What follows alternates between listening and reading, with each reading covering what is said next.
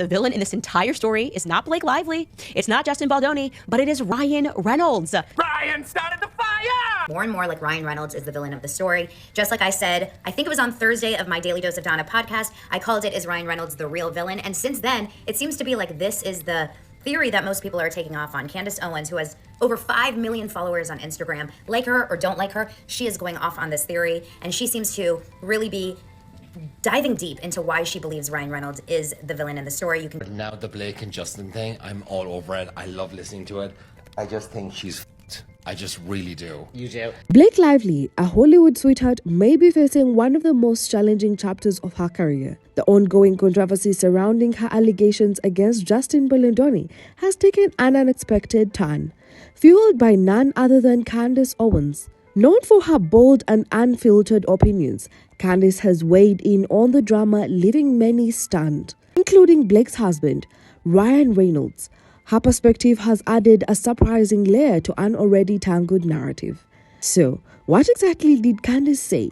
And why did this entire situation spiral into such a public spectacle? Let's break it all down. Candace Owens, never one to shy away from controversy, has offered a perspective that has taken the internet by storm. Known for her sharp insights and unfiltered takes, Candace dove deeply into Blake Lively's connection with Justin Baldoni, her co-star in It Ends With Us, suggesting their relationship may have gone beyond the boundaries of professionalism.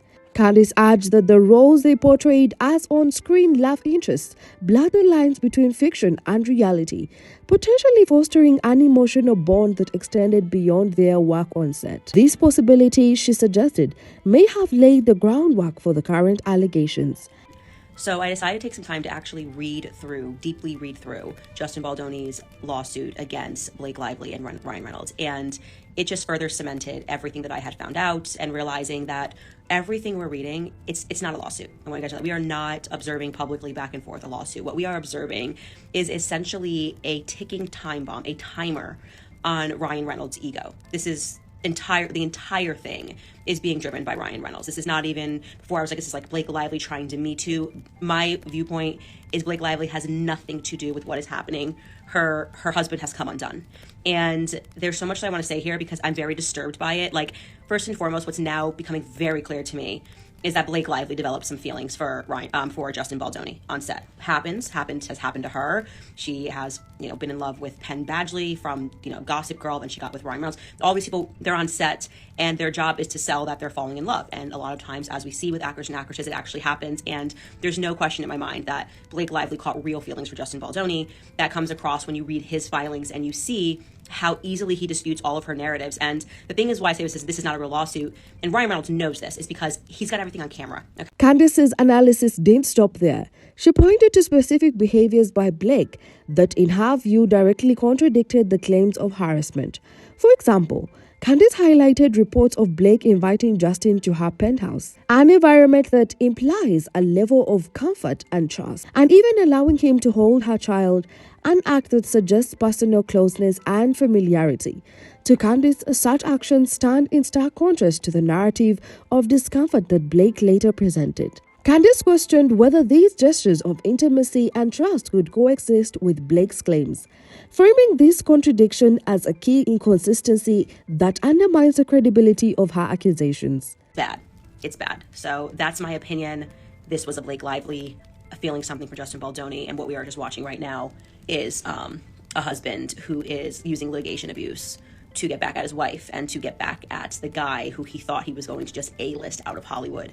And I think now Ryan is probably done with Hollywood. When all this is said and done, it ends with Ryan's career, like down the drain. And hopefully, I think Blake's career is done too, because she went along with it, but maybe she can play like the, abused wife and like, I just had to do what I had to do and let him file a lawsuit. I don't know, guys. In addition, Candace scrutinized the counter-evidence presented by Justin's team, including photos and videos that have the potential to reshape how the public views the case. According to Candace, if this evidence is as substantial as suggested, it could reveal an entirely different version of events, one that has yet to be fully considered by the public. These materials, she added, might not only challenge the legitimacy of Blake's claims, but also paint a more nuanced picture of the dynamics between the two actors, potentially dismantling pivotal elements of Blake's narrative in both legal and public arenas. The most proactive aspect of Candace's commentary centered on her theory about Ryan Reynolds' role in the unfolding drama. Candace speculated that Ryan's insecurities, perhaps stemming from the parallels between Blake's working relationship with Justin and their own romantic beginnings, may have played a significant role.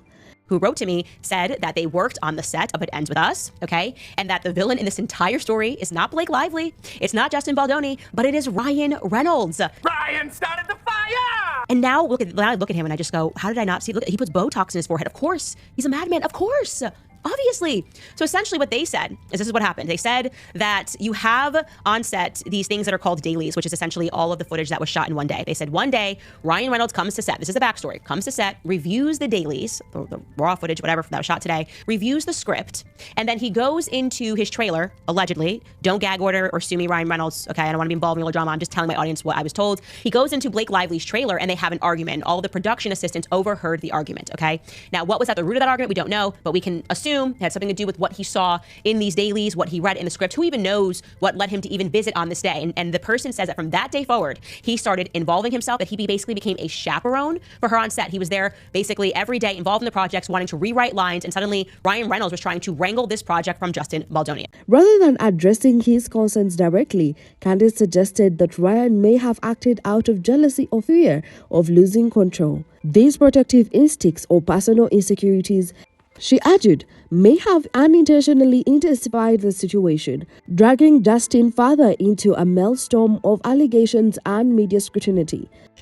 And the fact that Ryan is now trying to get a gag order as opposed to ending the lawsuits means that he has not yet come to terms with his ego. That's scary. That's narcissism, right? Like that is not a relationship you want to be in, because he's basically saying, I will burn down my entire house. I will burn down your career, and I will burn down my career, and I will also inflict pain upon our children who are gonna, like, this is public, right? All for the sake of what? He can't win it. This is an unwinnable lawsuit. The biggest loser in all this, by the way, is the New York Times. Like, how stupid. I mean, it must have been a phone call. They have to settle this. There's no way that he lost things. Justin Baldoni has real damages. They avoided every fact. That means they gave Justin Baldoni hours to respond, and yet he had film that could have disputed, and they didn't give him the time to produce that. They hit send on it because they were doing someone a favor, okay? And my instinct there is, like, I've heard Taylor Swift's, like, person behind the scenes is a woman named Tree, and she can make anything happen. And so the purpose of that New York Times piece was to inflict real pain and humiliation on Justin Baldoni. It was not to get to the truth. It was not to tell a story. It wasn't to break any news. This was doing someone a solid behind the scenes to make sure that Justin Baldoni could never work in Hollywood again. That person was Ryan Reynolds, okay? This interpretation adds an intricate layer to an already complex controversy, where professional dynamics, personal insecurities, and public narratives converge in unpredictable ways. Candace's theory about Ryan Reynolds' role in the controversy has sparked heated debates and raised eyebrows among fans and critics alike. She speculated that Ryan's actions may stem from deeply rooted feelings of jealousy or insecurity triggered by Blake's growing connection with Justin during the production of It Ends With Us. For Blake Lively, if she is meant to hit this stand. And what alarms me, and this is quite ironic, it's like a dark irony here, is this film is about domestic abuse. What is happening now, in my view, is Ryan Reynolds is now abusing his wife. This is like litigation abuse. He is trying to inflict pain. Again, this is my perspective, pain and punishment, because he has come undone, realizing that she had some sort of like an emotional affair with Justin Baldoni. I mean, the way this lawsuit describes is like they were writing into the night together. She was like laughing until she was crying. Like, and again, he's got this on camera. The way that he just dropped that scene on camera. So Ryan knows that there is videographic evidence, that there's photographic evidence, that basically everything that's being claimed here is easily disputed. Like, I haven't read such an open and shut lawsuit. While this may seem speculative, it isn't entirely far-fetched. Blake and Ryan's love story, after all, began on the set of Green Lantern, where their undeniable on-screen chemistry evolved into a real-life romance. According to Candace, Ryan may have struggled with seeing parallels between his own romantic beginnings with Blake and the rapport she shared with Justin. This emotional conflict could have led to feelings of unease, possibly prompting him to encourage Blake to take legal action as a means of safeguarding their marriage. His desire to shield their relationship from potential cracks may have overridden a more balanced response. However, what may have started as an effort to protect their bond appears to have backfired spectacularly, intensifying the drama rather than resolving it. Instead of calming the storm, Ryan's alleged involvement may have inadvertently dragged Justin deeper into the chaos, creating a media frenzy that shows no signs of dying down. One of the most contentious moves attributed to Ryan was his push for a gang order, a legal measure designed to prevent Justin's team from publicly sharing their side of the story. While such orders are commonly justified as a way to ensure a fair trial, critics argue that this particular gang order seems to have different purpose. To these critics, it's less about ensuring justice and more about controlling the public narrative in Blake and Ryan's favor. The move has fueled widespread speculation that the couple's actions are more about managing their public image than addressing the core issues through proper legal channels. These accusations, in turn, have raised questions about whether the couple's approach is focused on optics and spin rather than substance and accountability. Justin Baldoni's team has been fighting back, releasing evidence to support his innocence and attempting to shift public opinion in his favor. Among the most talked about pieces of evidence are 3 unedited videos of the set of It Ends With Us. These clips, which have been widely circulated, show Justin and Blake's rehearsing a slow dance scene that portrays an intimate moment between their characters. According to Justin's team, the footage highlights a professional and collaborative dynamic with no indications of misconduct. In one particularly noticeable clip, Blake is seen actively participating in the creative process, suggesting changes to the choreography to enhance the emotional weight of the scene. This moment, Justin's team urges, reflects a strong cooperative working relationship rather than one marred by tension and discomfort. Another clip captures Justin cracking a light-hearted joke, adding to a similarly friendly and relaxed atmosphere on set. Together, these videos are presented as evidence of mutual respect and professionalism between the co-stars. However, Blake's lawsuit paints a starkly different picture. Her claims suggest that Justin's actions during these very moments crossed personal boundaries and made her feel uneasy. According to her legal team, these instances, which might appear innocuous to an outsider, contributed to a broader pattern of behavior that Blake found inappropriate and distressing. Public reactions to the videos have been deeply divided. On one hand, some viewers interpret Blake's body language in the clips as subtly uncomfortable, supporting her narrative. They argue that her demeanor could indicate unease that may not be immediately obvious to everyone. On the other hand, others contend that Justin's conduct in the videos appears entirely professional and consistent with the demands of their roles. This divide in opinion has only added to the complexity of the case, as viewers, fans, and the critics alike continue to debate the implications of the footage. The polarized responses have left many grappling with what to believe, with each side leveraging the videos to bolster their respective narratives. Blake Lively's legal team has been quick to fire back, framing Justin's release of videos as a deliberate and calculated attempt to manipulate public opinion. According to her lawyers, the footage, far from clearing Justin of wrongdoing, actually serves to validate Blake's claims. They specifically highlighted instances in the video where they believe Justin's actions crossed professional boundaries. For example, they pointed out moments where Justin allegedly leaned in too closely to Blake or made remarks that, while seemingly harmless or in isolation, contributed to an atmosphere of discomfort for her. Blake's team went to describe the release of these videos as nothing short of media stunt, accusing Justin of prioritizing his public image over the integrity of the legal process.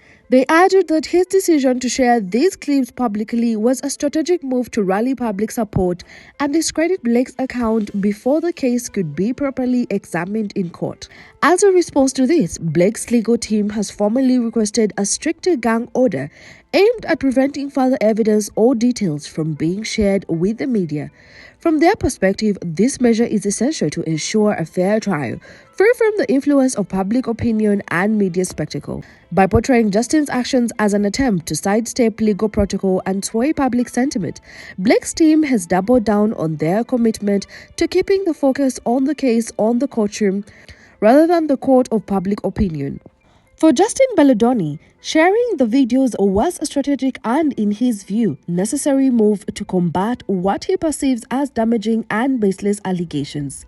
His team firmly believes that the lawsuit has already left a significant mark on his reputation, one that extends far beyond the courtroom. By releasing the evidence publicly, they hope to challenge the narrative being pushed by Blake's camp and allow the public to see his side of the story firsthand. In a bold move, Justin's team has even floated the idea of creating a dedicated platform where all the evidence, videos, texts, and other documentation could be hosted for public review. This approach, they argue, is aimed at fostering transparency, allowing people to form their own conclusions based on the full context rather than selective accounts. From Justin's perspective, this battle isn't just about legal vindication. It's about restoring his personal and professional reputation, which he feels has been unfairly tarnished by the allegations. Justin has consistently maintained that this entire situation stems from misunderstandings rather than any deliberate wrongdoing. He views the allegations as unfortunate misinterpretation of events and remains determined to set the record straight. By taking these steps, Justin's team hopes not only to clear his name, but also to shift the conversation towards a more balanced and comprehensive understanding of the situation. For Justin, this fight is as much about reclaiming his dignity as it is about seeking justice. As this case continues to unfold, it has become increasingly clear that neither side is willing to compromise or relent. Blake and Ryan are taking aggressive steps to implement stricter legal measures aimed at controlling the narrative and keeping the focus away from public scrutiny. On the other hand, Justin's team remains steadfast in their commitment to transparency, sharing evidence that they believe will expose a more nuanced version of events. This intense clash of strategies has turned the courtroom battle into a public spectacle, captivating millions and igniting heated debates across social media platforms, news outlets, and fans' forums. This controversy has sparked broader discussions about workplace dynamics, the complexity of personal boundaries, and the power of public opinion in influencing high-profile legal disputes. While some sympathize with Blake and Ryan's attempts to protect their family and reputations, others feel Justin's right to defend himself publicly is equally justified. These competing narratives have polarized audiences, creating a charged atmosphere where every new detail fuels further speculation and division. Where do you stand in this debate?